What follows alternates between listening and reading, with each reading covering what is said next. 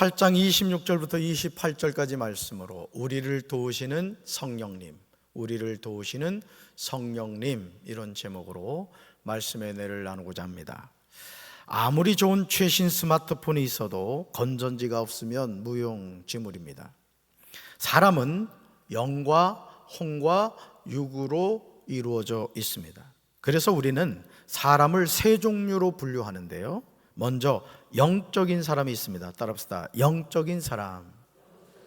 무슨 사람요? 영적인 사람. 두 번째 따라합시다. 혼적인 사람. 혼적인 사람. 마지막으로 따라합시다. 육적인 사람. 육적인 사람. 자, 첫째 무슨 사람? 영적인 사람. 두 번째 혼적인 사람. 세 번째 육적인 사람입니다. 여러분은 어떤 사람입니까? 하나님이 원하시는 가장 이상적인 사람의 모습은 영이 혼과 육을 다스리는 사람입니다. 그러나 이런 삶을 살아가는 사람이 그렇게 많지 않습니다. 아주 소수입니다. 다음으로 혼이 육과 영을 다스리는 사람입니다.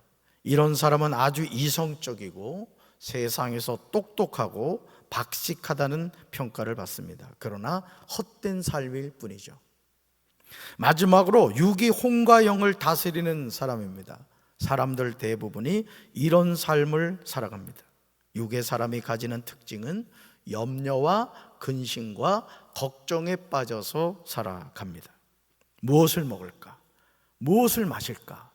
무엇을 입을까? 이것이 인생의 중요한 질문이고, 이 질문에 관하여 대답하기 위해서 이 세상에서 열심히 살아갑니다. 그래서 이 먹는 것에 아주 그냥 올인을 하는 거예요. 맛집이 있다고 하면은 저 전라도 구석쟁이에 있어도 목숨을 걸고 찾아갑니다. 돌아오면서 배가 꼬록꼬록 소리가 나도 야호, 맛집에서 밥 먹었다. 그리고 뭐 페이스북이라든가 이런 SNS에 올려가지고 드디어 숙제를 마친 그런 역사적인 사명을 감당한 뿌듯함을 느끼면서 살아가죠. 사랑하는 성도 여러분, 육과 혼이 지배하는 세상에서 영적인 삶을 살아간다는 것은 쉬운 일이 아닙니다. 모두가 한 눈만 있는 세상에 가면 두 눈을 가진 사람이 비정상적으로 보입니다. 우리가 살아가는 세상에서 모두가 육적인 삶을 살아가고 혼적인 삶을 살아가는데 영적인 삶을 살겠다고 하면 비웃습니다. 왜 그래? 극성맞아. 뭔 새벽기도야, 새벽기도가. 죽으려고 작정했어. 나이를 생각해야지. 그 말을 들으면 막 은혜가 되는 거예요. 그래, 내가 이러다 죽지. 우리 목사님이 날 죽이려고 새벽기도 나오라고 하고 있어. 사탄아 물러가라.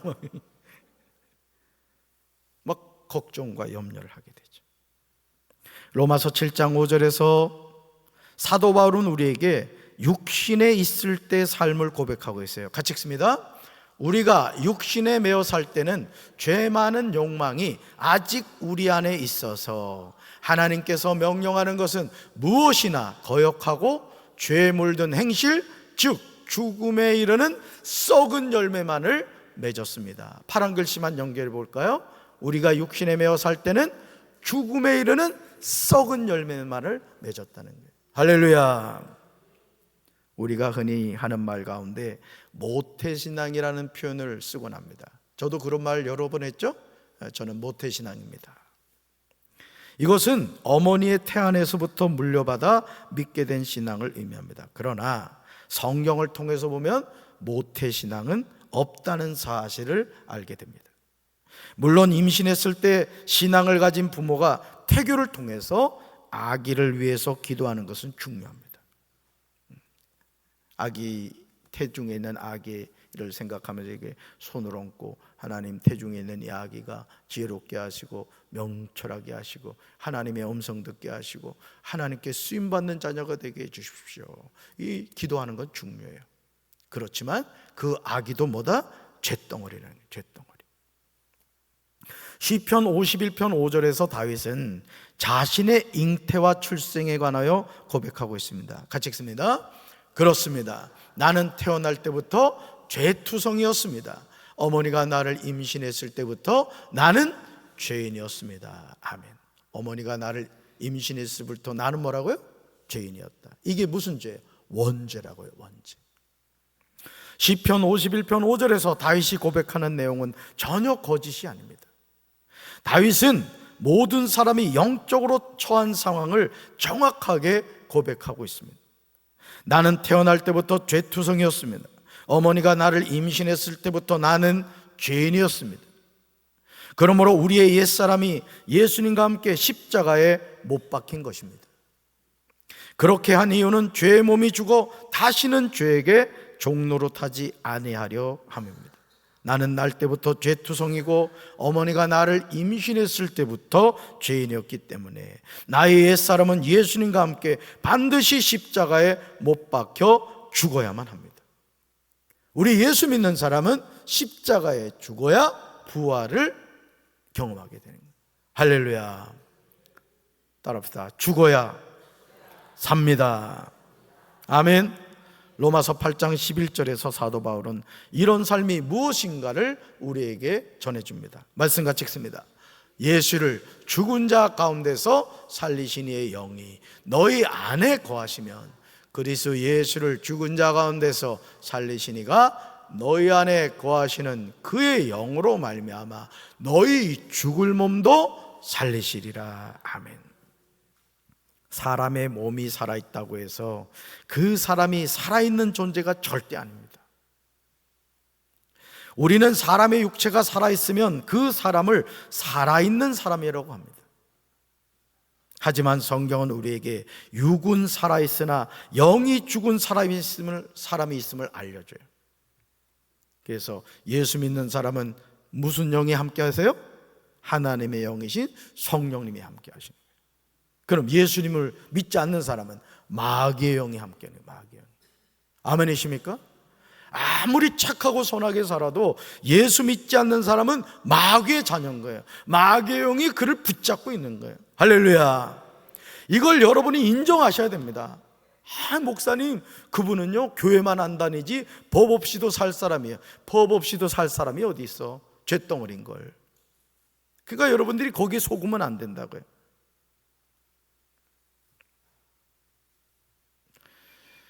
그러므로 옛사람이 예수님과 함께 십자가에 못 박힌 겁니다. 그러한 이유는 죄의 몸이 죽어 다시는 죄에게 종노릇하지 아니하려 함입니다. 나는 태어날 때부터 죄투성이었고 어머니가 나를 임신했을 때부터 죄인이었기 때문에 나의 옛사람은 예수님과 함께 반드시 십자가에 못 박혀 죽어야 된다. 반드시. 로마서 8장 11절에서 사도 바울은 이런 삶이 무엇인지 우리에게 전합니다. 말씀 같이 읽습니다. 예수를 죽은 자 가운데서 살리신 이의 영이 너희 안에 거하시면 그리스도 예수를 죽은 자 가운데서 살리신 이가 너희 안에 거하시는 그의 영으로 말미암아 너희 죽을 몸도 살리시리라. 아멘. 사람의 몸이 살아있다고 해서 그 사람이 살아있는 존재가 아니라는 거예요. 우리는 사람의 육체가 살아있으면 그 사람을 살아있는 사람이라고 하죠. 하지만 성경은 우리에게 육은 살아있으나 영은 죽은 사람이 있음을 알려줘요. 일상의 삶에서 우리가 무시하고 살아가는 내용이지만 정말 중요한 사실이에요. 이걸 우리가 뼈저리게 깨달으면 저 사람은 죽어 있구나, 영이 죽어 있구나, 이걸 알게 돼요. 여러분, 영이 죽어 있는 사람하고 싸울 필요가 있어요? 혹시 공동묘지에 가가지고 싸우는 사람 봤어요?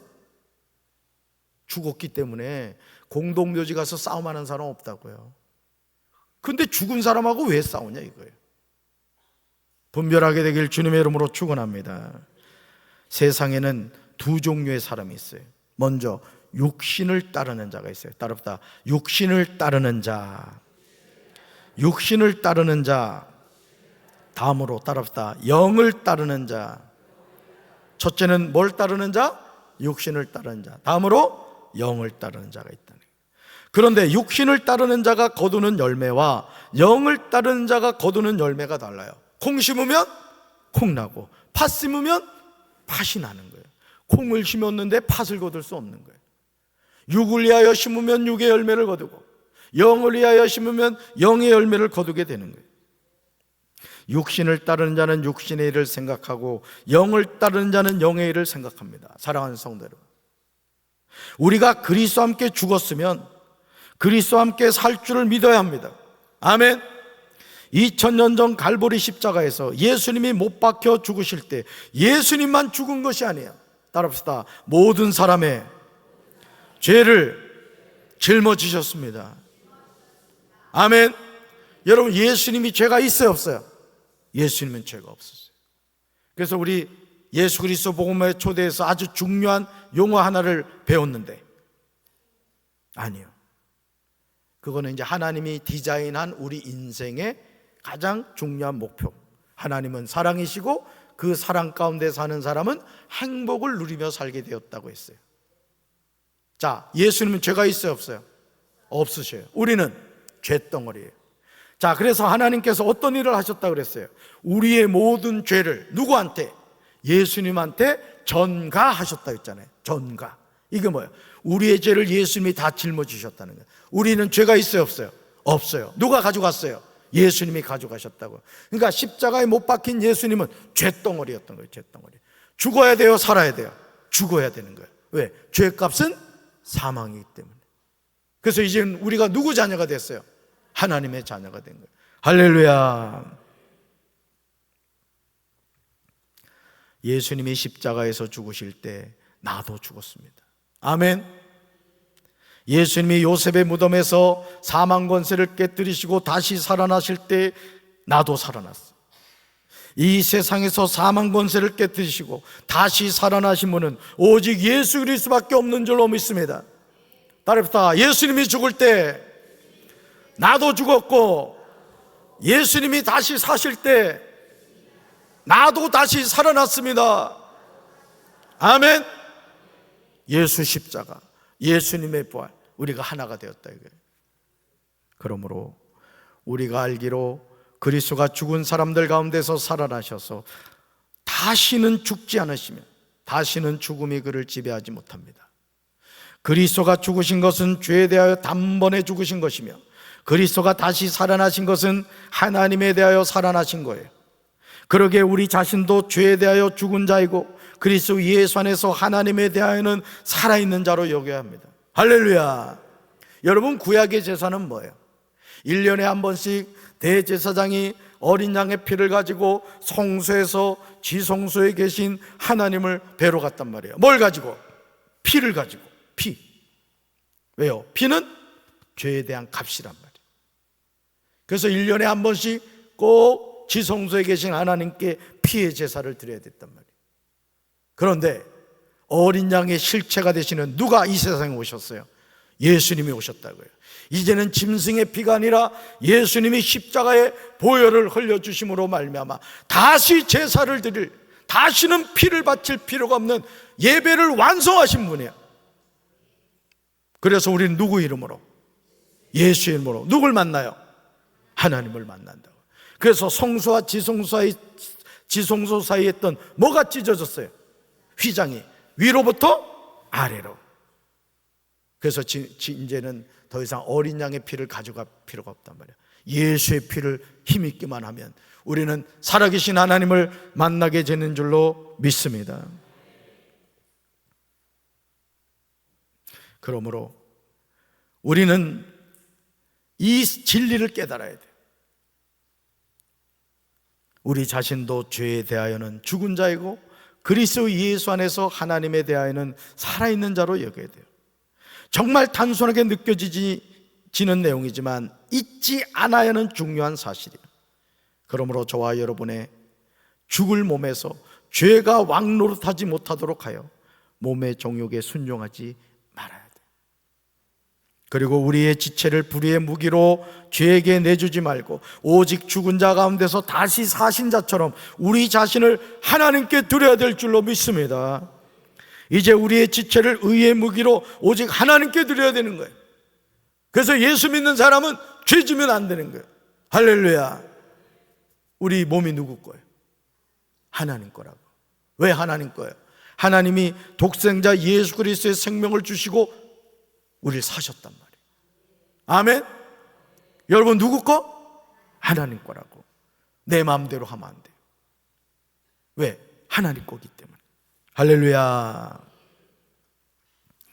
우리에게서 왕노릇 하려고 하는 죄가 우리를 지배하지 못합니다. 왜냐하면 우리가 율법 아래 있지 않고 은혜 아래 있기 때문에 그렇습니다. 우리는 누구나 하나님의 은혜로 구원을 받은 복음에 빚진 사람들입니다. 이 빚을 갚아야 합니다. 이제 저와 여러분은 죄의 본성을 따라 살아야 하는 죄의 본성에 빚진 사람이 아니에요. 죄의 본성에 따라 산다면 우리는 죽을 것입니다. 그러나 성령의 도우심을 받아 몸의 악한 일을 죽인다면 저와 여러분은 살게 되는 거예요. 왜냐하면 하나님의 영으로 인도받는 사람들은 누구나 하나님의 자녀이기 때문에 그렇습니다. 할렐루야. 하나님의 자녀라서 마귀의 미혹이 없는 것이 아니에요. 어떻게 보면 하나님을 믿지 않는 불신자보다 하나님을 더욱 신실하게 섬기는 하나님의 자녀들이 미혹이 더 많습니다. 그러나 우리는 하나님이 살아계시기에 무너지지 않는 거예요. 할렐루야. 로마서 8장 26절에서 사도 바울은 우리를 도우시는 성령님을 전합니다. 같이 읽습니다. 이처럼 성령께서는 우리의 약함을 도와주십니다. 우리는 무엇을 기도해야 하는지도 모르지만 성령께서는 말로 다 표현할 수 없는 간절함으로 우리를 위해 중보기도를 하십니다. 아멘. 지금 넘어지셨습니까? 지금 일어설 힘이 없으십니까? 지금 여러분을 도와줄 손길이 아무도 없으십니까? 그렇다면 여러분에게 복음을 전해드리겠습니다. 저와 여러분이 혼자라고 느낄 때 우리에게는 보혜사 성령님이 계십니다. 따릅시다. 나에게는 보혜사 성령님이 계십니다. 아멘. 사랑하는 성도들, 하나님의 말씀을 믿고 기억하시기 바라요. 보혜사 성령님도 우리의 연약함을 도와주십니다. 우리가 어떻게 기도해야 할지 모를 때 성령님이 말할 수 없는 탄식으로 우리를 위해서 기도해 주십니다. 시편 27편 10절에서 다윗은 빛과 구원과 생명의 능력이신 하나님을 전하고 있어요. 같이 읽습니다. 나의 아버지와 나의 어머니는 나를 버려도 주님은 나를 돌보아 주십니다. 아멘. 아무리 나를 낳아주시고 길러주시는 부모님도 해결해 주지 못하는 인생의 문제가 있어요.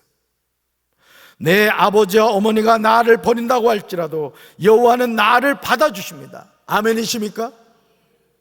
이런 하나님이 나의 아버지가 되심이 얼마나 감사한 일입니까? 로마서 8장 27절에서 바울은 사람의 마음을 살피시는 하나님을 소개하고 있어요. 말씀 같이 읽습니다.